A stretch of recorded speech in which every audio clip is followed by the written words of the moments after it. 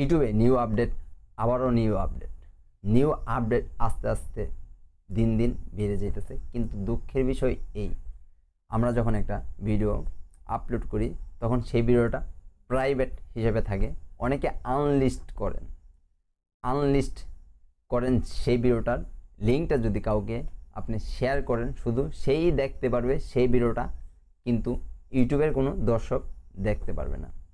এটা আগামী 2 মাসের ভিতরে যারা 2017 আগে আনলিস্ট করে রাখছেন ভিডিওগুলি, সেগুলি সবগুলি প্রাইভেটে নিয়ে আসা হবে।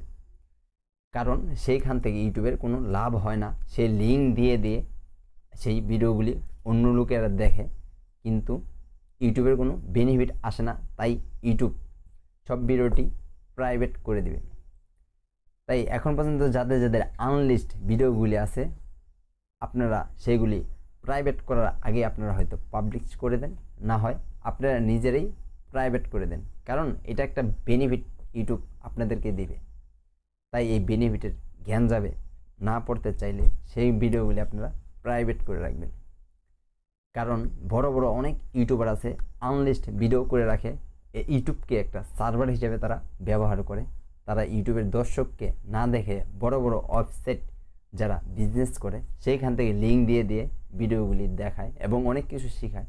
এটার ভিতরে অনেক প্রতারণা থাকে। তাই ইউটিউব এটা প্রাইভেট ভিডিও বানাবে, আনলিস্ট বলতে কোনো ওয়ে থাকবে না। তো ভালো থাকুন, সুস্থ থাকুন। পরবর্তী নতুন কোনো ভিডিও নিয়ে আল্লাহ হাফেজ।